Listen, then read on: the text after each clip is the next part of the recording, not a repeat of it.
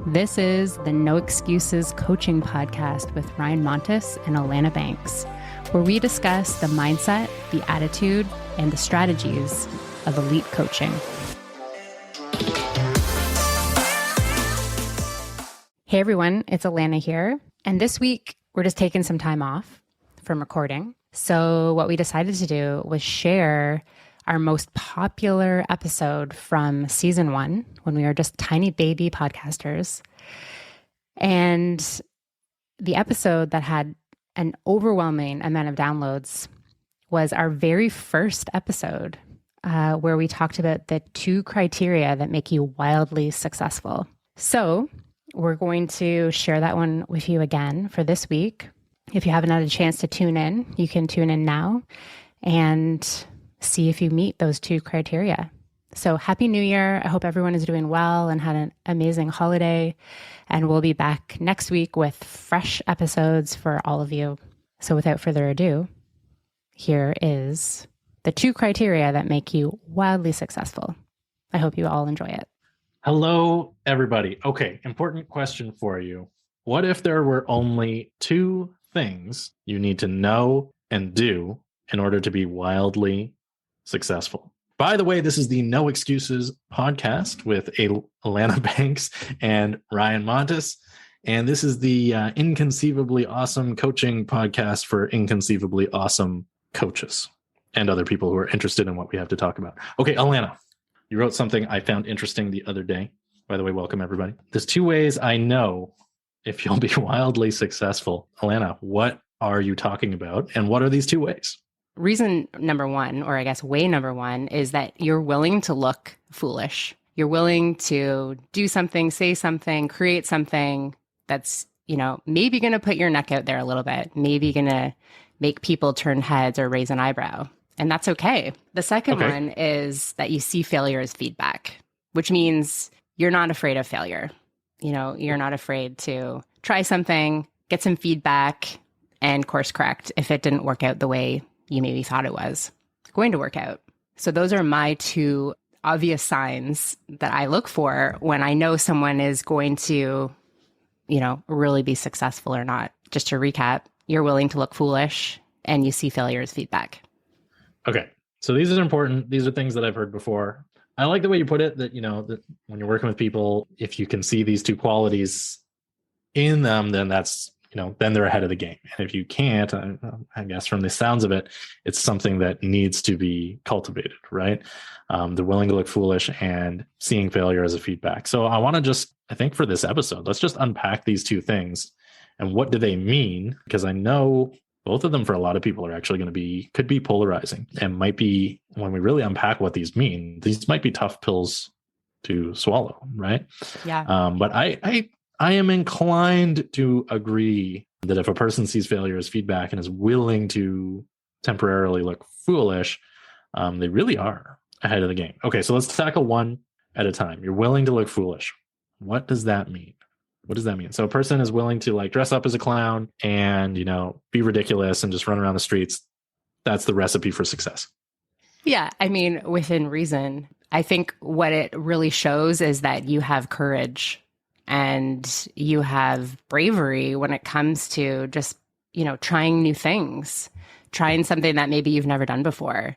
I used to work in public relations and I represented Paramount Home Entertainment. So basically all the DVD releases of the Paramount movies. And we were doing a special appearance at Casa Loma with Dora the Explorer.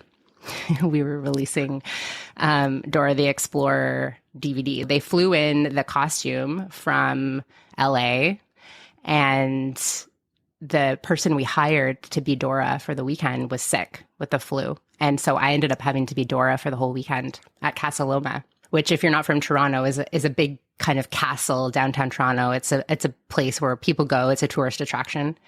And so there I am for 2 days straight being Dora the Explorer, meeting and greeting with all of the wonderful little kids that were coming in at the time. Dora was massive.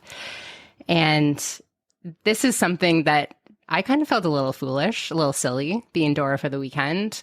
But it really showed that I was willing to put myself out there, step up for the team, and turn what could have, potentially been like a really bad situation into something good. And I was willing to kind of look silly, look, foolish as Dora the Explorer, but I was happy to do it. And it allowed me to shine in my then career. Yeah. And I've done that over and over and over again as I've built my businesses. It's just something that you need to have inside of you. You need to recognize that you can do anything and be willing to look a little silly while you're doing it. I think for me, this statement, you're willing to look foolish, really means like you're willing to go through the very normal and natural process of mastering some skill or something, because it's highly unusual and highly uncommon to jump from not doing something to being excellent at it. Like, especially, and this is a podcast for coaches, right? Like, I think some people, whether they realize it or not, expect to jump from being not a coach to being an awesome coach with 1 million clients. And then when that doesn't necessarily happen at that, in that overnight rate, or, that hyper fast pace, they feel they've done something wrong or they failed. And really, you kind of must go through that transition period where like you're growing your skills and you're practicing and you're becoming better and better. And there are going to be times where you're imperfect, and there's going to be times where you might feel or look or literally be foolish, right? And it's a person's, and you use the word willing, it's a person's willingness to endure that, which is going to determine whether they make it to that next stage where they are competent and they are no longer appearing foolish, right? But, it applies to every skill, every sport, every occupation. There's going to be a time where you're not great at it and you're growing into who you're going to be. And this, I think it might seem, or when you really think about it, it's common sense. But how many people get hung up in that point where they're like, I'm willing to, be bad at something for a little while before they're good at it. And instead of enduring that, they just eject, they just leave. Yeah. And I like what you said there too, around kind of like wanting, starting off being a coach and then wanting to like accelerate to someone who's already been a coach for 10 years. It's hard to do that overnight. And like to my Dora the Explorer example, I could have said, oh, I'm not getting paid for this. I'm not, this isn't part of my job description, but I was willing to do whatever it took to make the event successful. Yeah. Get praise from the client, whatever it might be. And the same thing goes with when it comes to entrepreneurship and like becoming a coach. You're going to have a masterclass, a webinar, something that you've organized, and no one is going to show up for it. Yeah. Or maybe one person or two people. But the thing is you have to recognize and shift your mindset to a place where, you know what, this was meant to happen the way it's happening right now. These two people were meant to be here. And this container that we've created was meant for us. Just like us creating this podcast. We're going to make mistakes. Things are, the first couple of episodes, what are we, episode 2? Maybe people aren't going to listen to it, and that's okay.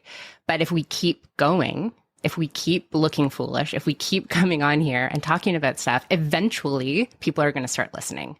But if we give up, then, like they say, most people quit 3 feet from gold. I think I heard that quote recently. Yeah. And you've just really got to keep going. And you've got to keep putting yourself out there, even if you're feeling a little foolish, even if you're like, oh my gosh, no one is listening. No one is showing up to my webinars. Yeah. No one is showing up to my masterclasses. If you stop, then what happens? You fail.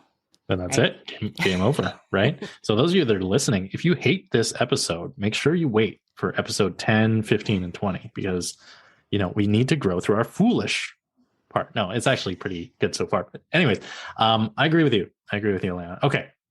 You're willing to look foolish is metric number 1. And I think we've kind of unpacked that. And I think we kind of have proven our case, I think, when it comes to you need to look foolish, or you need to be willing to look foolish out there, coaches. And, Alana gave a really good example. Sometimes you'll do stuff. One of the things that I say is when you're growing your coaching business, you need to be willing to talk to no one for a while. You need to be willing to be putting out content and saying stuff and doing presentations to what feels like nobody. Sometimes you'll put out content, no likes, no comments, the secret is probably people are seeing it more than you think, because there's more people that consume content and don't leave any mark, such as a like or a love or a comment. So sometimes that feeling that we look foolish is only a feeling in our own entity, and we actually look quite good to the people who are watching. Okay, so other compelling statement that you made, Alana, you see failure as feedback. And I think we hear this sometimes as there is no failure, only feedback. What does that mean to you? Yeah. So, this really goes back to, being willing to look foolish and recognizing that if you fail, if no one shows up, if no one's listening, if no one's liking your stuff, that's just feedback for you. It doesn't mean that you're failing. It just maybe means your content's not compelling. It just maybe means it didn't land with the people who are watching. It could mean the audience that is following you is not your audience. And it just means like a few tweaks to find people who do care about what you're saying, right? So I think it's really important to just eliminate the word failure. I mean, for me, when I started my business, I used to own an online fabric store. For me, when I started that, and this was a major secret, I wasn't even a sewer. I didn't even care about sewing or quilting. And oh my goodness. How dare you start a fabric company not being a sewer? I know. I just saw an opportunity. I saw an opportunity and I went for it. Obviously, at that point, people thought that I was really into quilting and sewing and would ask me all these crazy questions. And I just had sort of backup people that I would take these questions to. Failure for me was just never an option. I never even considered that I might fail at doing it. I think that takes you a long way. And I'm not saying that I'm perfect, that I think that I can't fail, because certainly I did fail many areas of my endeavor. But I always just looked at everything that was happening as feedback. Yeah, I gotcha. Again, to me, it makes perfect sense. To me, it makes perfect sense. There's no such thing as failure. There's only feedback, because if we look at, perceived failure just as data, I mean, it just tells us, what's not working, right? I think it was Edison who, failed to invent the light bulb 1,000 times or something like that. And then 1,001, it worked. If he had, after the first 100 attempts, been like, well, this is a massive failure. There will never be light produced from electricity. I mean, imagine probably somebody else would have eventually invented light bulbs or something similar, but how much it would have delayed the development of that technology, right? But Edison looked at it and just said, here's another way that I'm not getting the result that I want, so I know that's something to stop trying and start trying something different. And again, to bring it back to being a coach and growing your coaching business and helping people and empowering people, there's going to be stuff that you do that may not get the result that you want, but I mean, it's probably a great idea to just look at that as evidence of okay, so that behavior produces this or doesn't produce this, and I want to produce this other thing, so let me remember that and try a different behavior, right? Versus, sad to say, a lot of coaches fall into this trap where they try something and then it doesn't get the result that they expect, and they just accept failure and presume, oh, well, I just don't have what it takes, or I'm just not cut out for this business, or this won't work for me is another famous limiting belief that people have. This won't work for me. But when we have this reframe of there's no such thing as failure, it's only data, it's only feedback, it's only information to use to be better as we move forward, then also there's no such thing as quitting anymore. Only the choice to stop doing something that is unfulfilling, or the choice to keep pursuing a worthy goal. Totally. Yeah. I think, well, this all comes down to that persistence and perseverance. I would say those are other qualities that I would look for in someone who is successful, because they're not willing to quit. They're willing to keep going. So if you go back to when you're a kid and they're learning to walk, a kid learning to walk isn't going to get up and fall over and be like, no, the whole walking thing, that's just not going to work for me. Yeah, it's just not for me. I'm just not clearly I'm not cut out to be a walker. So yeah.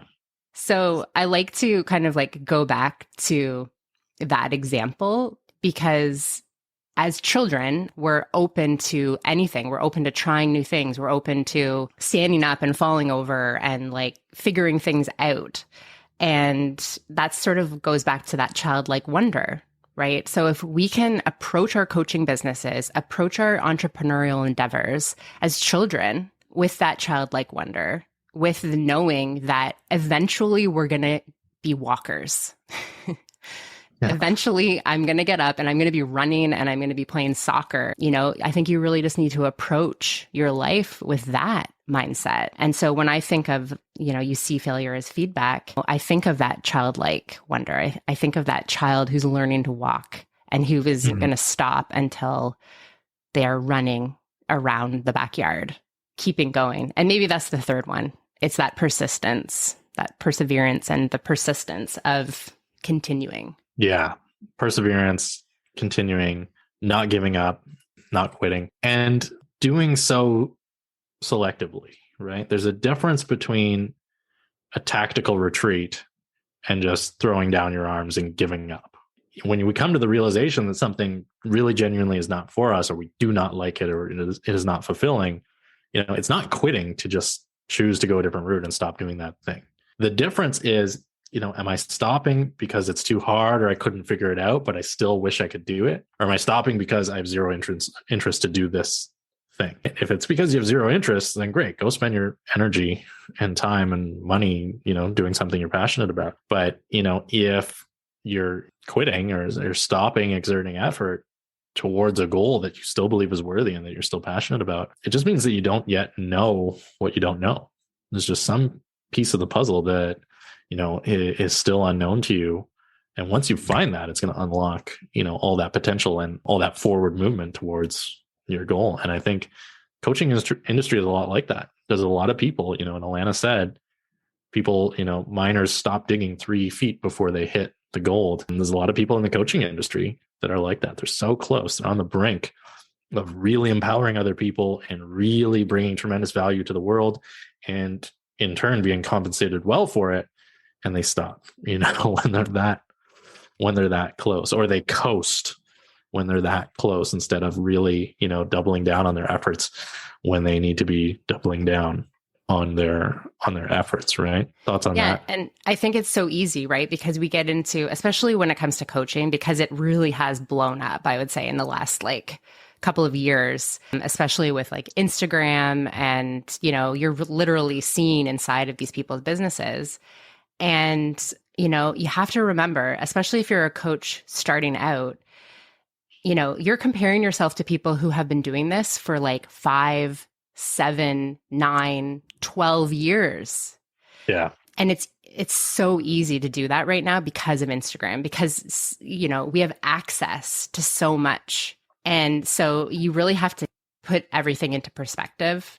It's really important to check yourself and remember, like, where have you come from? It's never too early for massive success either, right? You never know when you're going to step into signing 5 or 10 new clients in 1 month, right? You never know, because it's not just based on how long you've been in the business, right? There are many factors that, you know, that contribute. If you're willing to look foolish and if you're seeing failure as feedback, you're going to accelerate your results, because you're willing to show up and do something that's going to maybe make you feel a little bit uncomfortable.